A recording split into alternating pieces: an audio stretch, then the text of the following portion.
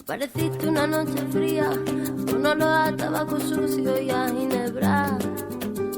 El miedo ya me recorría mientras cruzaba los deditos tras la puerta.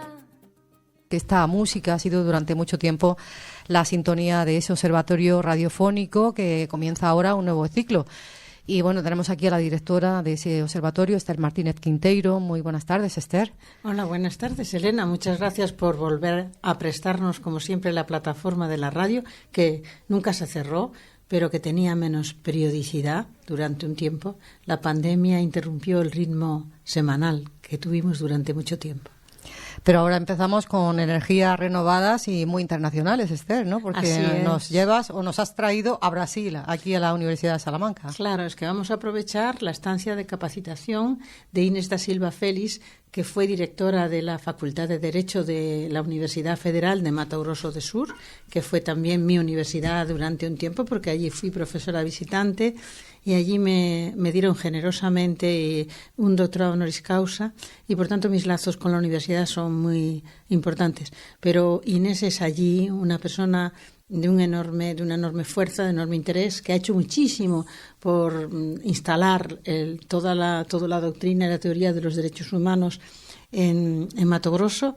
Creo que después de 20 y pico años de trabajo allí, pues Inés consigue materializar en un máster de Derecho y también en el Observatorio de Violencia contra las Mujeres que se desarrolla en la UFMS, que ella lo dirige. De modo que ella nos puede hablar de lo que es ese observatorio, de lo que está haciendo, y yo le agradezco muchísimo que haya querido trasladarse a España porque el intercambio de ideas es siempre importante.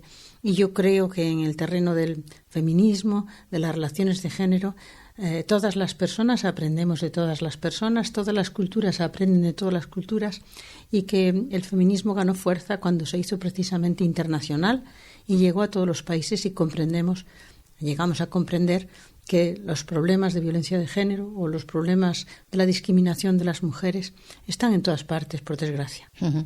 Bueno, lo primero de todo, dar la bienvenida a Inés da Silva aquí a la radio de la Universidad de Salamanca. También enhorabuena, ¿no?, por ese observatorio de violencia de género, que os falta la radio, ¿no? Os falta la radio en la universidad. Sí. La intención es exactamente esta, estar aquí, aprender y poder llevar a Brasil esta experiencia tan feliz e importante.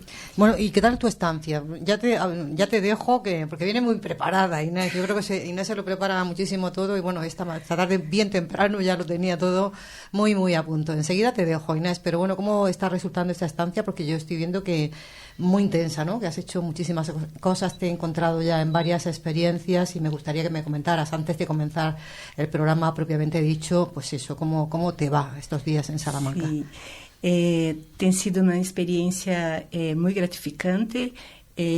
Havia tempo que pensava estar aqui, estuve em outros congressos e haciendo mi postdoctorado, pero me gostaria muito estar por um tempo maior para aprender mais. E desta oportunidade consegui estar aqui em congressos também, mas especialmente para estar em rádio, conhecer o trabalho de observatório radiofônico. Estou muito feliz. Quero desde já apontar mi gratitud por las duas pessoas que estão aqui, por proporcionar minha estada. É um honor, de fato, realizar esta série de programa com o Observatório Radiofônico dirigido por professora Marister e também estar aqui com Helena Villegas. Uh-huh. Que van a ser 4 programas, sí, creo, ¿no? Sí, este es lo primero de una serie, ¿no? Uh-huh. Bueno, a mí me gustaría que nos presentaras, porque quizás ya nos esté echando de menos, es que también tenemos una persona en Brasil que está muy atenta, ¿no? Sí. a este programa. ¿Por qué no nos presentas? Exacto. Entonces, pensé inicialmente só deixar mis palavras de agradecimento enorme a Helena Villegas, que proporcionou este programa e esta série de programas, a professora Esther. Também lembrar que é o Observatório sobre violência contra as mulheres da Universidade Federal de Mato Grosso do Sul, que é o programa que hacemos lá. A vice-diretora ou coordenadora é a professora Jaci Correa Curado, que é uma grande professora e amiga e lutadora do feminismo e está hoje conosco desde Brasil para participar desta conversa ou desta, como disse a professora Esther, tertúlia. Desta tertúlia. E assim... se queres, puedes dar umas buenas tardes, boa tarde para o Brasil, buenas tardes para Salamanca, para a Espanha. E assim? Buenas tardes, peço permissão para falar em português. Penso que ser melhor do que portunhol. Então, dou muito também boa tarde. Aqui no Brasil, né, dá bom dia, né, para os ouvintes. Muitas pessoas estão participando das universidades, os alunos, professores, colegas, gestores públicos, que já comunicaram que estão ouvindo o programa. Que bom, que bom.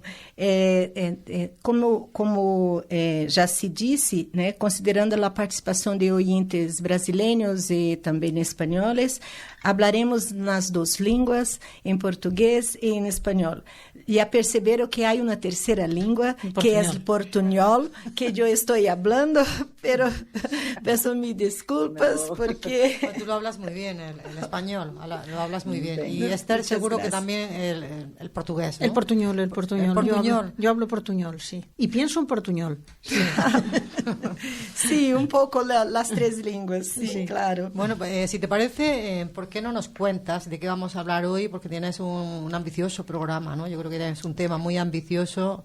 Ponnos en antecedentes. ¿De qué vamos a hablar hoy? Sí, la idea de iniciar un programa hablando de la base, que pienso de la base teórica, ¿no?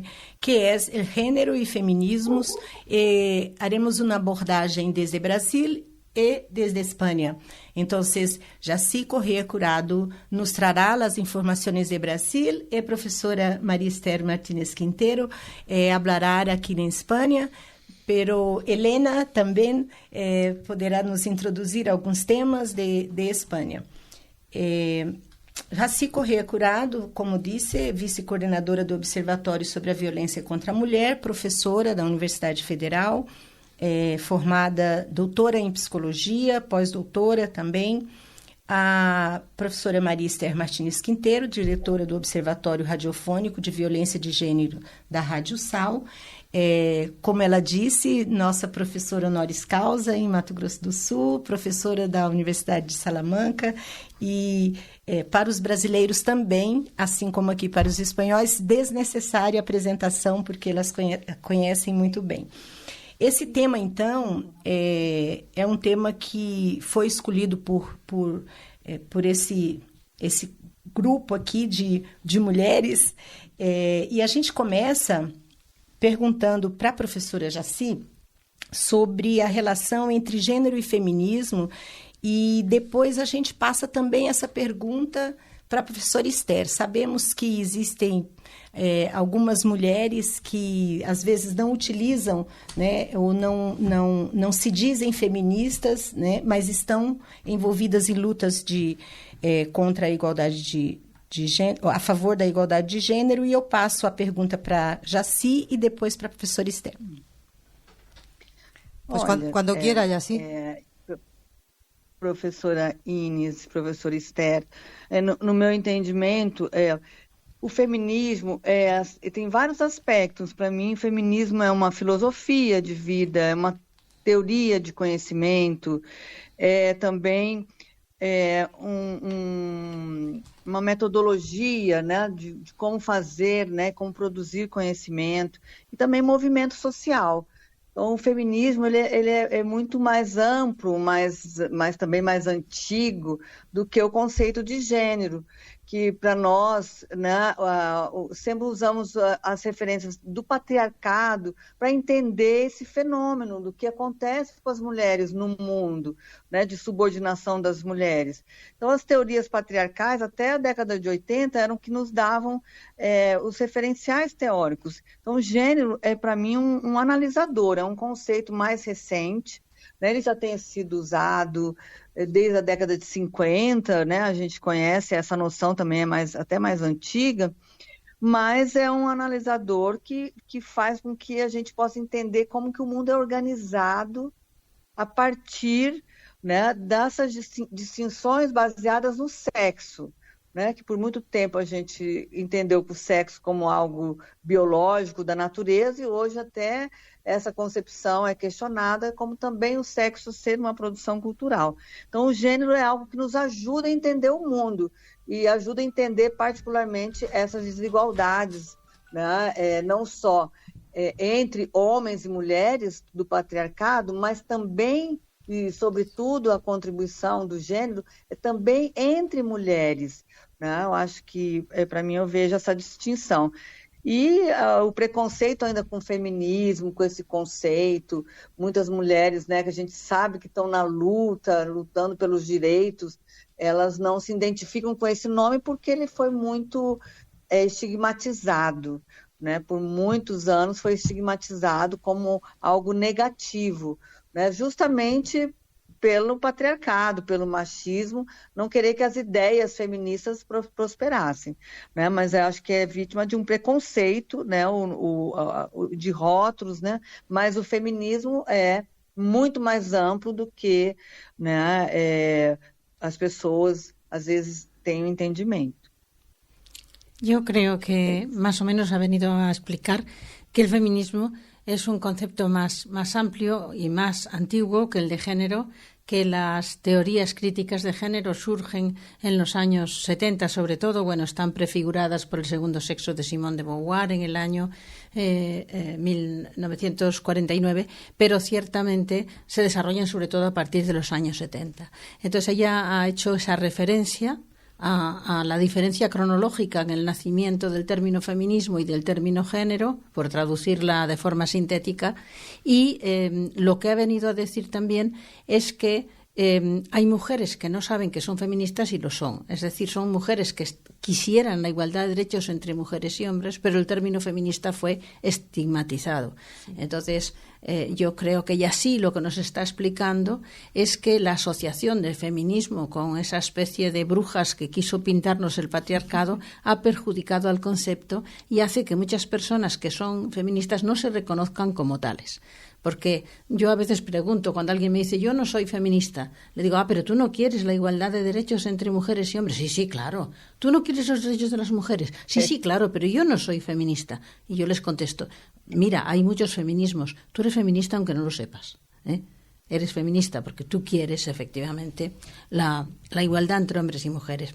A mí me gustaría, y así ha hecho su propia definición de feminismo, a mí me gustaría explicar lo que yo entiendo por feminismo. Yo creo que el feminismo es un proyecto emancipador de larga duración que pretende constituir a las mujeres en sujeto político o en colectivo empoderado, esto es, dotado de autonomía decisoria y de capacidad de autodesignarse. En esa definición caben muchísimos feminismos, porque no hay una sola.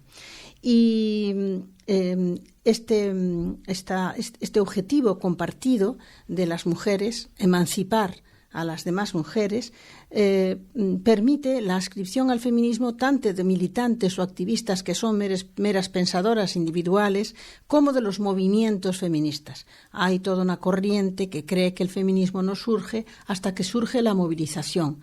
Sería en la Revolución Francesa, sobre todo, cuando se puede hablar de un punto de arranque. Pero realmente hay pensadoras feministas anteriores o protofeministas. El punto de arranque, que es muy clásico, es el de Christine de Pisan y La ciudad de las damas, que es muy conocida, una escritora italiana que reivindica la capacidad de la mujer y su necesidad de ser educada. Sin embargo, para algunas pensadoras este es un protofeminismo. A mí me gusta mucho lo que dice Celia Amorós. Celia Amorós es una feminista de la igualdad española, una feminista, podemos decir que liberal, que va en un libro, en varios libros, pero el primero que a mí me encanta es Vetas de la Ilustración. Dice que realmente para que llegue a darse el feminismo, lo otro sería protofeminismos. Para que llegue a darse el feminismo tiene que haber algún desarrollo del pensamiento ilustrado. Antes del racionalismo no hay feminismo, tiene que haber un pensamiento crítico ilustrado. Por eso, por ejemplo, ella va a analizar cómo en el mundo musulmán hubo momentos, el pensamiento de Averroes, en que también emergió una corriente que parecía poder desembocar en el feminismo, que después de alguna manera se ralentizó o se perdió, aunque hoy en día pues también existen mujeres musulmanas que luchan por la emancipación de las mujeres.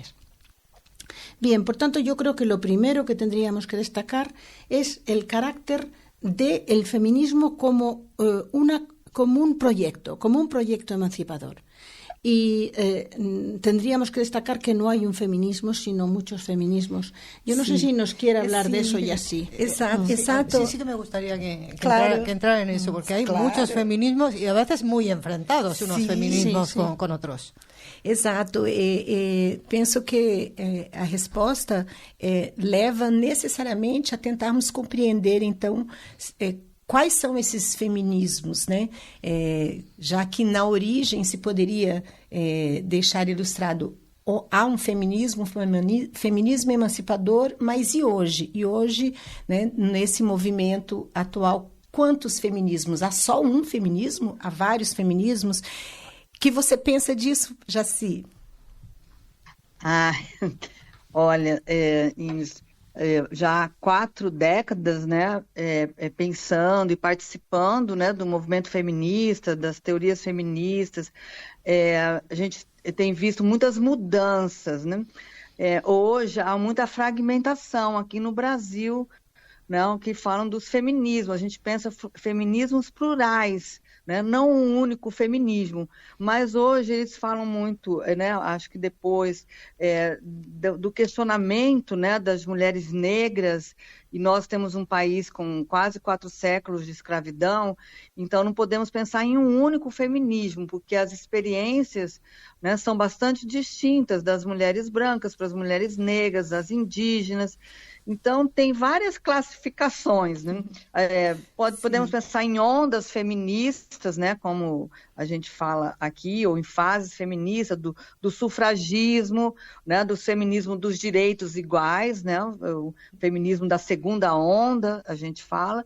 A terceira onda seria mais a onda decolonial, que é o feminismo a partir, né, dos países que foram colonizados, aqui tem tomado muita força na América Latina.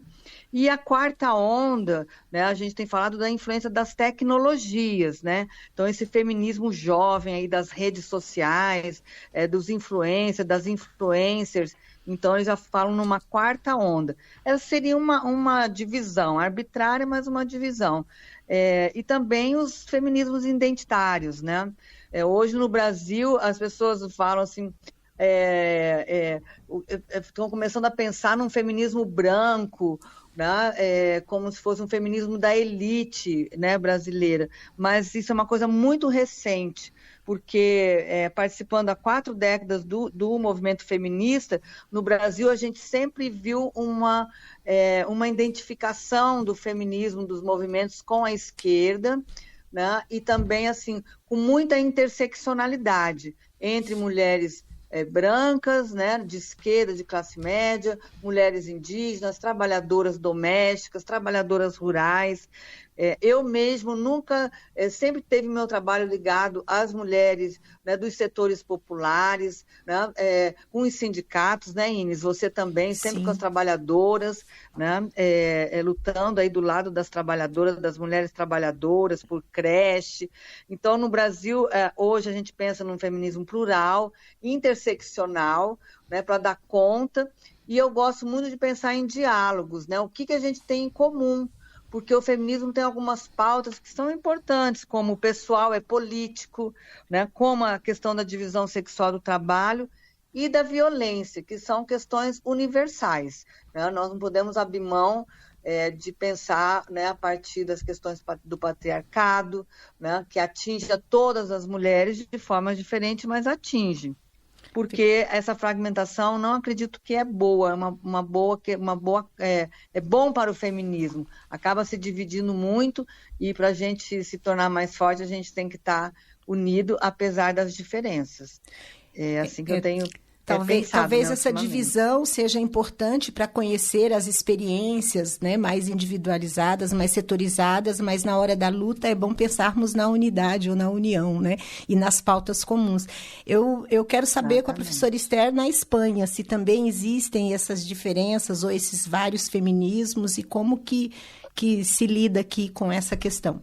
Vamos a ver, la pluralidad de feminismos existe en todos los países porque el feminismo es un proyecto emancipador internacional en este momento. Entonces es inevitable que se dé en todos los países. Y hay un libro, de una obra de Karen Offen del año 1991 en que desdramatiza la división en el sentido de que dice que todos los ismos han sido plurales. Por ejemplo, hay diversos liberalismos. No es lo mismo el liberalismo de primera hora oligárquico o el liberalismo democrático o el liberalismo social. O lo mismo ocurre con los socialismos. Hay muchos socialismos. Con los marxismos. Hay marxismos revisionistas, hay marxismos ortodoxos, hay marxismo-leninismo. Es decir, no hay un ismo que se libre de la división, porque esto forma parte del pensamiento humano y de la diversidad humana. Por tanto, vamos a desdramatizar. Que haya diversos feminismos pueden resultar incluso beneficiosos. Aquí ya sí nos recordaba que en Brasil se habla mucho de la interseccionalidad, es decir, la discriminación de la mujer, y esto es lo que ha venido a decir ella, no depende únicamente de la discriminación de género. Por supuesto que la teoría crítica de género nos permite ver algo que compartimos todas las mujeres, que es que somos discriminadas por el patriarcado. Y esto lo compartimos todas. Todas tenemos un elemento común de discriminación. Pero ciertamente hay mujeres que discriminan a otras mujeres. Hay mujeres de capas elevadas y de las oligarquías que discriminan a sus empleadas o que discriminan a las mujeres. Hay mujeres que fueron élite colonial que discriminaron a las mujeres de los países, de las tribus indígenas o de los grupos indígenas. Y, por tanto, no podemos hablar únicamente de una causa. Una de las variedades precisamente del feminismo es la pluralidad de causas que se atribuyen a la discriminación o que se cree que pueden explicar la discriminación. Y esa pluralidad de causas depende mucho del momento, la cultura, el paradigma que esté más de moda o que en algún momento determinado sirva para explicar una realidad actual. Entonces, en general, y esto lo ha dicho muy bien Yací, lo que nos vamos a encontrar es que la emancipación de las mujeres tiene que atender a causas interseccionales. Esto prácticamente hoy se dice en todas partes. ¿Hay discriminación de género? Sí. ¿Es suficiente acabar con la discriminación de género para acabar con la discriminación de las mujeres? No. Tenemos que acabar con la discriminación de clase, de etnia, de raza.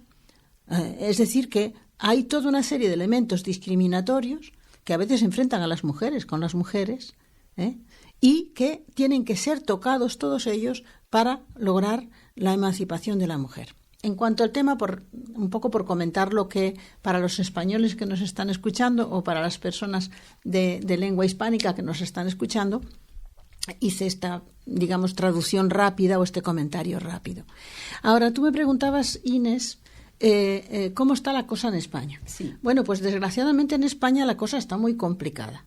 Está muy complicada porque en este momento tenemos un choque entre dos formas de concebir el feminismo. Digamos, el choque entre el feminismo más clásico, que es el propio normalmente de las mujeres del PSOE, que han tenido del Partido Socialista Obrero Español, que han tenido un papel muy importante en el desarrollo del feminismo en España, desde la era Zapatero a ahora al momento de Sánchez, son las mujeres del Partido Socialista Obrero Español, sobre todo las grandes impulsoras del movimiento feminista. En este momento tenemos un gobierno en funciones que es una coalición de del grupo socialista de Pedro Sánchez y del movimiento de Podemos, que es un movimiento situado a la izquierda del PSOE. Y tenemos que decir que el modelo feminista de ambos grupos es diferente. Es decir, las mujeres del PSOE se mueven más en la definición que yo he hecho: proyecto político que pretende, proyecto emancipador que pretende considerar como sujeto político a las mujeres. El feminismo de Podemos es un feminismo un poco distinto. Tiene que ver más con todo el movimiento de posmodernidad o con el pensamiento que conocen muy bien en América Latina de Joan Butler. Butler es una pensadora posmoderna que de alguna manera encarna el feminismo queer, que es un feminismo distinto de lo que veníamos acostumbrándonos a escuchar o a ver.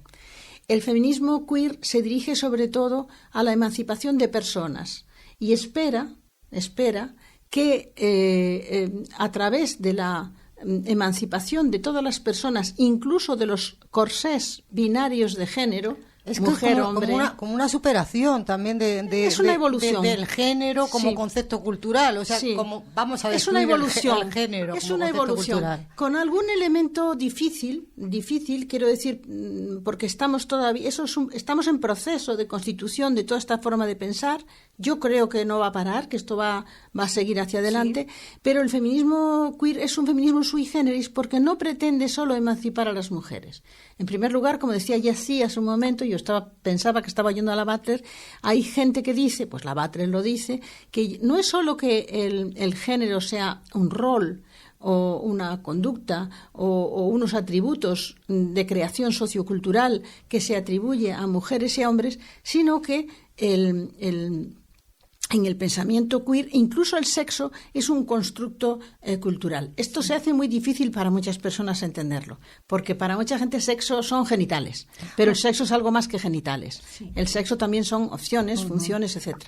Entonces, esta idea de que el sexo también es construido constituye una verdadera revolución, porque a partir de ahí uno puede nacer con genitales femeninos o masculinos, pero eso no determina ni siquiera el rol. Porque el rol depende de la forma en que uno se sienta, no de la forma en que uno sea. En el caso del feminismo del PSOE, por ejemplo, la mujer es discriminada en función de roles atribuidos a su sexo. En el caso del pensamiento queer, no. En el caso del pensamiento queer, que es complejo, abstruso y confuso y difuso porque es obra de una filósofa, pues se va más allá. Que no se ofenda a los filósofos. No, es que son especialistas, igual que la jerga médica, digamos así, la entienden los médicos. Pues digamos el lenguaje científico filosófico lo entienden muy bien los filósofos, pero desde luego los diletantes o a lo mejor incluso un historiador o un médico seguro que no lo van a entender. Entonces, todo esto ha tenido que ser incorporado a la cultura popular por medio de difusores que han ido tomando el pensamiento de Butler y trasladándolo a la población. Y no todo el mundo lo entiende. En este momento hay una batalla feroz entre el feminismo más convencional, que cree que el sujeto político a emancipar es la mujer, y el nuevo feminismo queer, que cree que el sujeto a emancipar es la persona. Pero eso es como no decir nadie, yo creo, es mi opinión. No. Esto es como en el caso del feminismo socialista, por ejemplo. En el feminismo socialista, como tú sabes, al principio el marxismo lo que decía es que las mujeres no estaban discriminadas ni por razón del patriarcado en origen, ni por razón de la desigualdad de leyes, o ni por múltiples razones. Estaban discriminadas porque el sistema capitalista creaba unas condiciones que hacían que todas las personas, hombres y mujeres, estuvieran discriminados. Entonces, en principio, el movimiento comunista y el pensamiento comunista decía, no tenemos que ser feministas, las feministas son las burguesas. Parte del descrédito y del estigma del feminismo no viene solamente del patriarcado, Sí, claro. Viene del pensamiento marxista, claro, que despreciaba mucho el feminismo anglosajón, que era un feminismo, digamos, liberal, que buscaba la igualdad de derechos de mujeres y hombres más que la igualdad de derechos de las personas. Entonces, esta idea de que la emancipación tendría que ser una emancipación de personas y que en cuanto personas, hombres y mujeres, quedarían emancipados con el comunismo, el propio comunismo la revisa con el tiempo. por una razón, porque llega el socialismo real y resulta que en la Unión Soviética o en países del este las mujeres feministas comunistas se encuentran con que seguía habiendo discriminación, y discriminación de género. Entonces, ¿qué dicen las marxistas? Las marxistas dicen, no, vamos a ver, la discriminación de género es el resultado del capitalismo. Es decir, los roles de hombres y mujeres son diferentes porque hay propiedad privada. Esto lo expresa muy bien Engels en un libro que es del año 1884, que son los orígenes de la familia y del Estado, y que sostiene que una vez que desaparezca el capitalismo va a desaparecer la discriminación de género. Y no es Pero verdad. la realidad no es verdad. No es verdad. se comprobó. Bueno, pues el feminismo queer va un poco también por ahí. Es decir, o emancipamos personas o vamos a crear nuevos corsés. ¿Qué dice la Butler, por ejemplo? La Butler, que tiene un libro muy conocido que se llama El género en disputa, y otro más reciente, Cuerpos que importan, tiene varios libros, pero la mayor parte de la gente no se lee a la Butler, ¿eh? La comenta, pero no se la lee porque no es fácil. Debe ser árido. Es interesantísimo, pero es árido. Y tú entiendes que es un planteamiento distinto al que veníamos viendo hasta aquí. Entonces, lo que dice la Butler es que si nosotros obligamos a las personas a elegir entre ser mujeres o ser hombres, estamos también enjaulándolas en una categoría, que es la categoría binaria. Cuando hay personas que no se sienten ni hombres ni mujeres, que se sientan no binarios, y dicen, la categoría binaria es una categoría obsoleta, porque descubrimos que no cubre todo el arco de identidades que cada persona siente. Bueno, pero yo creo que eso se puede conciliar perfectamente con el feminismo, con la igualdad de la mujer. Pero esto que parece tan teórico y bueno, y tan bonito, como lo cuenta Esther, que se entiende muy bien, al final tiene sus efectos prácticos. Y los está teniendo, por ejemplo, en el gobierno de España. Hombre, claro, ¿no? se matan vivos. Están las feministas, hay un movimiento feminista potentísimo en este momento que está criticando la ley trans, cómo se está llevando también esa enseñanza a los colegios. Y aquí en la radio es rara la semana en que nos recibimos un comunicado de ese movimiento feminista. Eso tiene efectos reales en la vida de la gente. Claro. Digamos que... Jaci, sei que você também gostaria de colocar comentário desde o Brasil sobre esse tema. Sim. É muito interessante a professora Esther ter citado, né, a Judith Butler. Ela tem grandes influências no Brasil, na academia e também nos movimentos sociais, e tem tido muitos efeitos, né, as teorias queers, que a gente considera já pós-gênero, por ela simplesmente implodir o conceito de gênero. Então, isso nos movimentos sociais, né, acabam que tem causado muitas diferenças na forma de se lutar.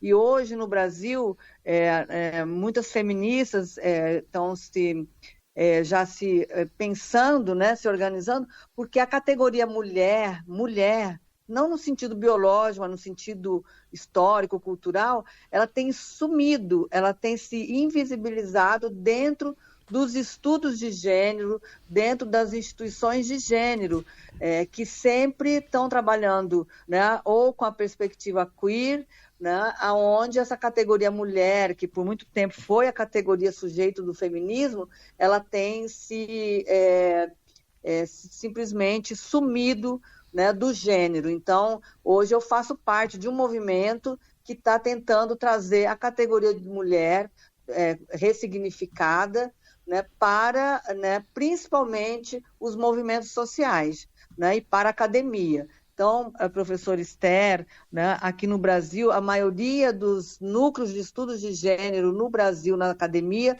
eles estão sendo influenciados pelas teorias queer da Judith Butler. Raramente tem alguém que tenha continuando estudando a categoria mulher, no sentido que você fala aí, do sentido mais clássico, né, de esquerda, né? Então, também no Brasil temos essa divisão, né, que você acaba de citar ahí en España también. Pero es que en España lo que ha provocado es una verdadera batalla política, porque dentro del gobierno las feministas del PSOE que creen en la categoría mujer, que tiene un origen biológico, el rol es atribuido al sexo y el sexo es un elemento diferencial. Pero claro, Butler es que termina con todas las diferencias. Somos personas. Aparentemente no somos un sexo. No, la categoría mujer desaparece efectivamente, o la categoría, escogemos lo que queremos ser y podemos, no exactamente, yo creo que, sí, no creo que exactamente, lo que dice Butler no es que el género no exista, porque habla de un género en disputa que performado, es performado, performado, né? Gênero performado, a gente faz género, né? Sí, pero no es que la categoría género no exista, lo que existe es el género fluido. El género intersexual, lo que existe es eso que está ocurriendo. Yo un rato me puedo sentir mujer y otro rato hombre. Y lo importante no es qué sexo tengo, sino lo que me siento. Lo que me siento. Entonces, lo que me constituye es lo que yo me siento. Y claro está, no es que no existan roles, porque roles existen. Es que los roles son fluidos, intercambiables. Yo lo que opino es que quedan muchas batallas por librar todavía dentro del feminismo y que esto yo creo que nos despista mucho. Bueno, porque hablar de estos temas porque también el programa de hoy también se iba a hablar de violencia de género. Entonces, hablar de estos temas a mí me parece perder el tiempo, ¿no? cuando realmente se está demostrando que la mujer no es igual y que a la mujer la están asesinando en muchos casos, ¿no? Hay muchas víctimas de la violencia de género. Yo creo que ese es el tema a tratar. Por supuesto, también tiene que existir la filosofía y también tienen que existir esos movimientos filosóficos, ¿no? Pero a mí me parece que centrándonos ya en el tema mujer, creo que lo que afecta a la mujer es mucha desigualdad todavía en el acceso al trabajo, en muchísimos temas. Y creo que quizás se estén dejando de lado, ¿no? con esos planteamientos. Es que no podemos separar la violencia de género del concepto de género. Claro. Si no desaparece el concepto. Claro. Entonces, claro está que la muerte de las mujeres es un horror. Claro, este año llevamos 50 y tantos ya en nuestro país. Y tenemos que hablar de esta epidemia mujeres que no cesa. Que, por cierto, España no es el país donde esa epidemia es peor, ¿eh? Ya hace muchos años que estamos insistiendo en el Observatorio de Violencia de Género que la violencia de género, curiosamente, a veces mata a más mujeres en países con democracias de género, como los países nórdicos. Entonces, en España se ven muchas esas muertes porque hay una reacción social muy fuerte. Bueno, en Brasil la violencia de género es espantosa, espantosa. Sí. Pero yo no creo, es que la violencia de género está estrechamente relacionada con esas filosofías y con esas leyes. Por ejemplo, las transgénero mueren más, tienen más ataques, porque no se acepta precisamente la idea de que la identidad es escogida. Y eso puede provocar violencia de género. No podemos segregar un problema del otro. Están todos perfectamente imbricados y perfectamente mezclados. Uh-huh. Pero yo creo que nos podría quizá hablar Inés o hablar Yassi del problema de la violencia de género, porque en España es gravísimo y no sabemos cómo tratarlo, porque realmente tenemos unas leyes que son muy avanzadas. Modélicas a veces. Yo reconozco que la ley del sí necesitó una reforma y creo que ahí tenía razón la gente del PSOE cuando dijo que había que reformar aquello. Yo creo que ahí hubo una experiencia por parte del grupo que lo puso en marcha. No consiguieron hacer lo que querían hacer otra cosa. Falló una parte técnica, algún penalista, alguna penalista precisamente ha incidido en eso. Falló la técnica, es verdad. Hay gente que dirá que no, y yo sé que si aquí estuviera una persona de Podemos seguramente me diría que no. Y yo he discutido mucho con muchas personas. Hubo una intención, sin duda. Esas personas han quedado aparcadas del gobierno. Pues sí, es que en este momento se ha generado una crisis política que ha acabado prácticamente con la fuerza de Podemos. En buena medida ha sido el problema de la división del feminismo en el feminismo de las mujeres y en el feminismo queer. En buena medida, de modo que todo eso tiene influencia. Ahora, que ciertamente parece que lo más terrible es que las mujeres no sean víctimas de violencia, pero ojo, también es muy importante que coman, también es muy importante que tengan igualdad salarial, también es muy importante no solo que mueran, porque yo digo siempre que cuando tratamos de la violencia de género, quedarse en las muertas no sirve de nada, porque las muertas son 50, pero las maltratadas son millones. Entonces, yo prefiero, lo que voy a decir a lo mejor sorprende, pero ya lo he dicho en algún observatorio, entre que me peguen todos los días unas palizas horribles y yo iba aterrorizada, o que me maten un día, yo elijo morir, porque lo terrible, yo sí, porque a mí me pegan durante 7 años todos los días y yo soy una torturada permanente. Es que yo creo que no sé lo que haría yo creo que yo buscaría una solución para mí. Hace muy poco me decía una señora maltratada que conozco de mi barrio y me dijo, Esther, yo no me tiré por un puente porque me iba a tirar, porque ya no podía más, porque me pegaban todos los días. Y entonces fui al hospital y dije, de aquí salgo para tirarme por el puente. Y yo la comprendía cuando me lo dijo, porque no podía más, era horrible y no había manera, tenía protección policial y no funcionaba. Y entonces, ¿sabes lo que la paró? Que le dijo el médico, ¿Y quién cuida de tus hijos después? Y la madre prevaleció sobre la mujer.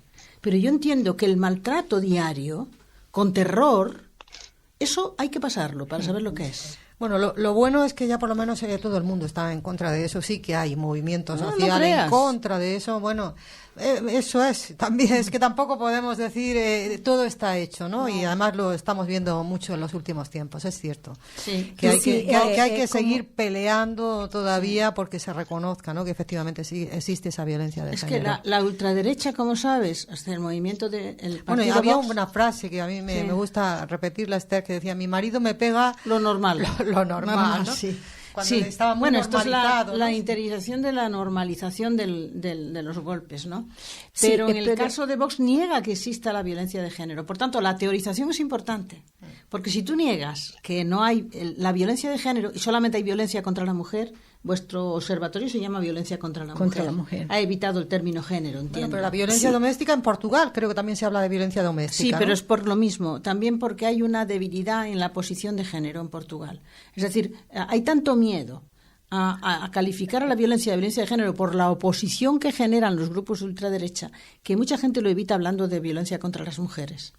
Y la violencia contra las mujeres la admite también Vox, porque eso es innegable, ¿no? Sí, lo que dice es que el origen no es el género. El nombre de nuestro observatorio está ligado específicamente a violencia contra la mujer, porque en su creación tiene origen en una secretaría que trataba de la violencia contra las mujeres, los movimientos, y también en la Casa de la Mujer Brasileña en Campo Grande, Mato Grosso do Sul, que é a primeira que foi instituída, uma estrutura que surgiu a partir de Lei Maria da Penha, por força de uma indicação, de uma posição tomada em Comissão de Direitos Humanos no Sistema Interamericano de Direitos Humanos, e esta lei foi aprovada após julgamento de um caso específico de violência contra Maria da Penha,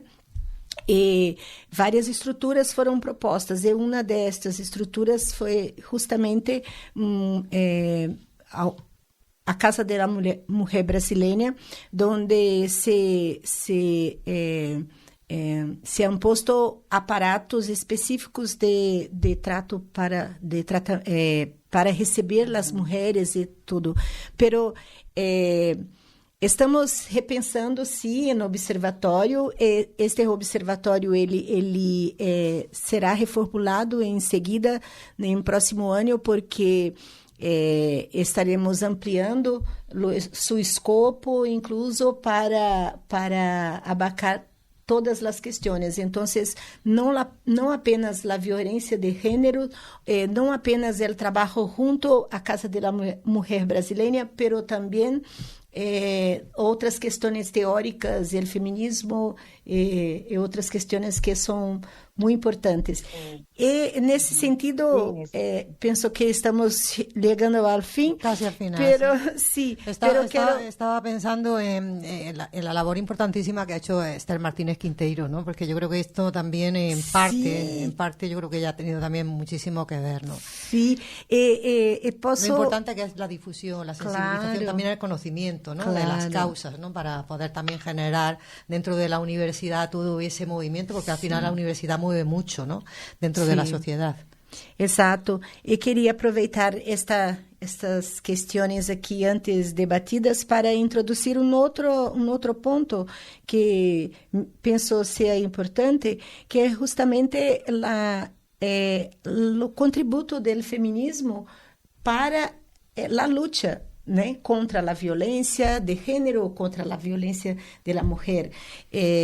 Sei que Jaci poderá falar melhor esse processo em Brasil, há 40 anos está na luta, pero também em Espanha, para apagar esta ideia de que a luta, las cosas, las leyes, las normas surgen de como se caíssem do cielo, como se alguém em poder legislativo pensasse, não, né?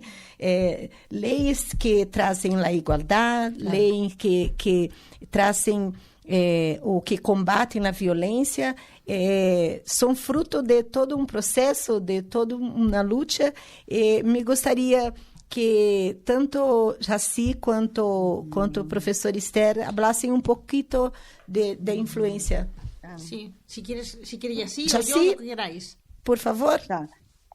Inês, só assim, sobre a questão de violência de gênero e contra as mulheres, no Brasil, os equipamentos públicos todos são voltados para as mulheres, num sentido amplo. Então, atende mulheres trans, né, femininas, atende mulheres lésbicas, mas os equipamentos são para mulheres. E os LGBTs, ou mesmo os queers, eles são atendidos no Brasil na política de direitos humanos, né, Inês? Então, tem o Ministério de Direitos Humanos e que tem os comitês de combate à homofobia, né, que tem outros equipamentos, né, que não são o das mulheres que atendem os LGBTs principalmente. Então, no Brasil tem essa organização, né, por isso que muitas vezes a gente fala das políticas para as mulheres no sentido amplo, tá? As contribuições são muitas, né, Inês? Eu quero dar um exemplo assim, local. Hoje nós temos uma ministra né, de políticas para as mulheres, que é a Cida Gonçalves, e eu tive a oportunidade de trabalhar com ela. Ela é de Mato Grosso do Sul, e nós trabalhamos quase essas 4 décadas juntas, aonde não existia uma concepção, não existia nenhuma política de atendimento à violência contra a mulher. Então, as mulheres iam para a delegacia e eram revitimizadas, porque sempre elas eram culpadas, né, de terem cometido da violência existir. Porque a saia é muito curta, porque estava, né, usando álcool, né, estava alcoolizada, por algum motivo que a culpa era da mulher. Então, no Brasil, essa política foi uma reivindicação dos movimentos de mulheres. Nós fizemos parte aqui anos de abaixo-assinados, indo para a praça, levando mulheres, né, de todas as categorias de mulheres, rurais, trabalhadoras, reivindicando uma política da mulher, que no Brasil começou pelas delegacias especializadas, nós temos no Brasil especializadas da mulher. Década de 80. Foi depois, hoje, para as varas, né, toda uma política na área da segurança pública, né, e também na área da justiça, que temos hoje um aparato muito grande de proteção às mulheres. Todos eles com muita luta. Nós temos a Casa Abrigo, né, que atende as mulheres que são ameaçadas, né, de morte, né, e que vão para essa Casa Abrigo, uma política muito sofisticada, que ela é escondida, ninguém sabe o endereço e os políticos não gostam de investir, né? Mas nós temos no Brasil a Casa Abrigo, então vários equipamentos que foram pensados pelos movimentos feministas, né? Foram delineados, desenhados pelos movimentos sociais. Mas, né, sempre tem um deputado ou uma deputada que fala que eles que são autores dessas políticas, mas no Brasil a gente tem, né, aí várias, né, modalidades hoje de gestão pública na área da mulher que foram gestadas, né, nos movimentos, no seio dos movimentos sociais, né, de mulheres, né. E temos também alguns deputados, né, que querem retirar algumas dessas normas também, né? Então, que é um retrocesso. Sim. E a gente viveu essa experiência aí nesses últimos anos, estamos retomando agora e parece que a Espanha está vivendo um perigo de retrocesso, hein, professora? Sim, nós tivemos orçamento zero, né? Sem orçamento para a política da mulher. Ela teve cortes absurdos de não ter orçamento, né? E sem dinheiro a gente também não faz política, né? Também não faz a gestão pública. Claro. Então, nós passamos por isso nos últimos anos e agora estamos recuperando, né? Tomando um fôlego, recuperando nossos equipamentos e investimentos nessa área, né? Y así ocurren cosas muy parecidas a las que ocurren en España. La verdad es que la situación de las mujeres y las condiciones de las mujeres en el mundo occidental es muy parecido. Seguramente en otras culturas los procesos son distintos, ¿no? Aunque los problemas de fondo son parecidos también. Bien, decía Inés, y a eso contestaba ella así, ¿de dónde salen las leyes que protegen a las mujeres? ¿Caen del aire? Pues no, claro. Y así le contesta. Nacen de la sociedad civil, nacen de las movilizaciones de mujeres. Pero los procesos son procesos muy curiosos. Es decir, por supuesto que es la movilización de las mujeres, también las pensadoras y las teóricas. Es decir, el discurso tiene su papel muy importante. Claro. Muy importante, porque los movimientos se basan en los discursos. Son inspirados por los discursos. Todo discurso tiene una parte de perlocución o repercusión que son praxis. De modo que la cosa empieza en el discurso, en la filosofía, en el pensamiento, y después deriva a la acción. Un buen discurso tiene que tener una perlocución, una repercusión. No hay discurso sin praxis. Ahora bien, yo publiqué hace unos años una cosa que se llamaba, en colaboración con otros 2 autores, Mujeres en la historia, la literatura y el arte. Y yo publiqué un artículo dentro de ese libro, que fue publicado por la Universidad de Salamanca, que se llamaba Discursos y contradiscursos. Y yo estudiaba los discursos y los contradiscursos en el cine. Y lo que yo decía es que todo discurso genera un contradiscurso, pero yo no descubría nada, porque ya Marx habló hace mucho tiempo de tesis, antítesis, síntesis. De modo que así funciona el pensamiento, por reacciones. Y decía algo que sigo manteniendo. Cuando la mujer avanza, siempre se produce un movimiento reactivo. Siempre. Y un retroceso. De modo que esto que apuntaba Inés, de que hay un retroceso, lo hay en el mundo.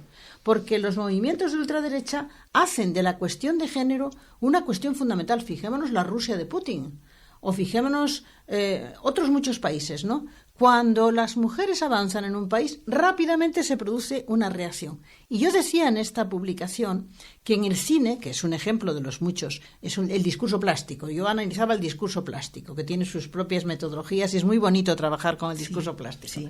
Entonces, yo decía, el cine más antifeminista, curiosamente, no se da en España, que tiene una democracia de género media.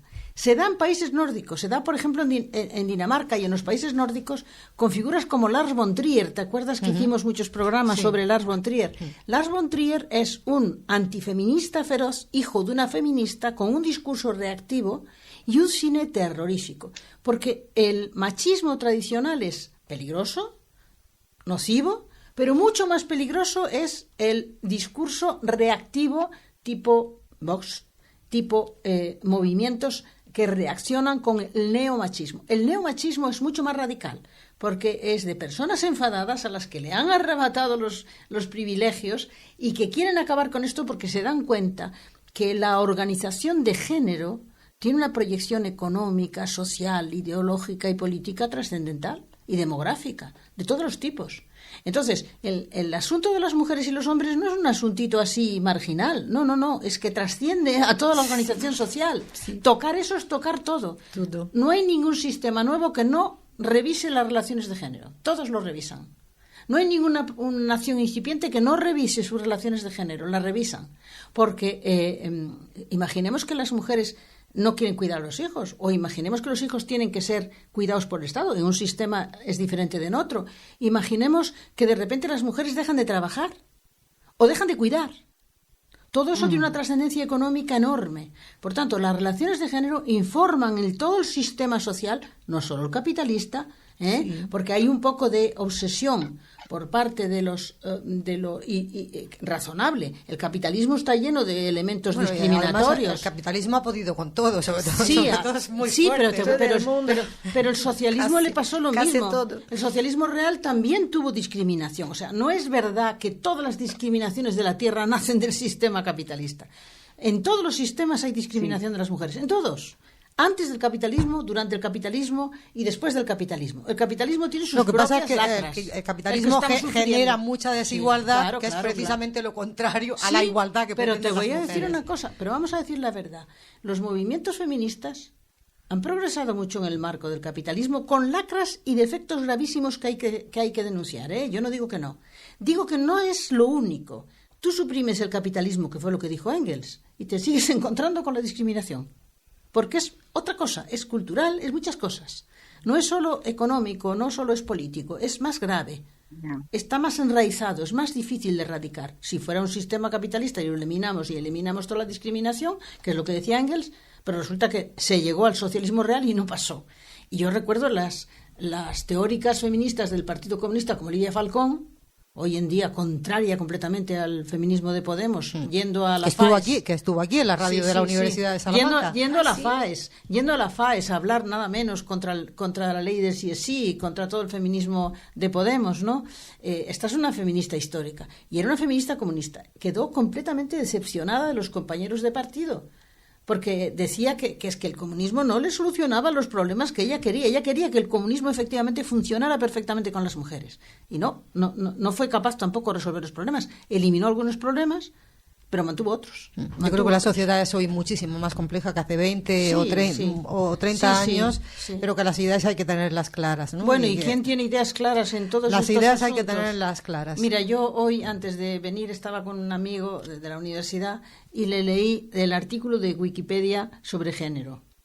Se lo terminé de leer, lo recomiendo, sobre el género no binario. Os lo recomiendo, género no binario, para que veáis toda la lista de géneros que pueden darse hoy en día.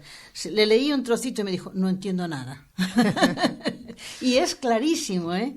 O sea, el artículo de Wikipedia sobre género no binario, porque Wikipedia es una enciclopedia que está como denostada, pero vamos a decir la verdad, no ha habido ninguna enciclopedia como mundial esa, como esa. Ninguna, tiene errores gordísimos, ¿sí? Bueno, está hecha por 1000 personas. Claro, y no la puedes tomar como una maravilla de perfección científica. Pero ciertamente ninguna enciclopedia de la Tierra es tan útil como puede ser esta para nosotros en este momento, ¿no? Donde ves muchas opiniones distintas. Y muchas veces se ve la factura, quién ha hecho el artículo de Wikipedia, se ve. Tú coges Cuba y ves perfectamente que está hecho por cubanos. Por cubanos del régimen, ¿no? Entonces, claro está que en Wikipedia hay de todo. Pero yo recomiendo de verdad eso, el género no binario, para aquellos que quieran ilustrarse con qué es género y la cantidad de géneros que se ven, ¿eh? Eso es verdaderamente, y se lo lees a una persona que no esté iniciada y es complejísimo, es muy complicado. Qué programa de tan altísimo nivel que nos ha preparado Inés da Silva esta tarde. Bueno, todos van a ser así más o menos, ¿no? Oh, sí, esperamos. Lo que sí es que tenemos que pedir disculpas a los compañeros del Don de Lenguas, que hoy su programa va a salir un poquitín más tarde, pero yo supongo también que quien nos esté escuchando estará disfrutando. Yo por lo menos estoy disfrutando mucho de este programa que Inés da Silva ha pergeñado para nosotros, para la radio de la Universidad de Salamanca. Y bueno, yo quisiera que tú despidieras precisamente este observatorio especial radiofónico de violencia de género. Agradeço muito, vou fazer os agradecimentos aqui em português, porque alguns são dirigidos à minha universidade. Quero registrar aqui que fiquei muito feliz com a participação da professora Jaci.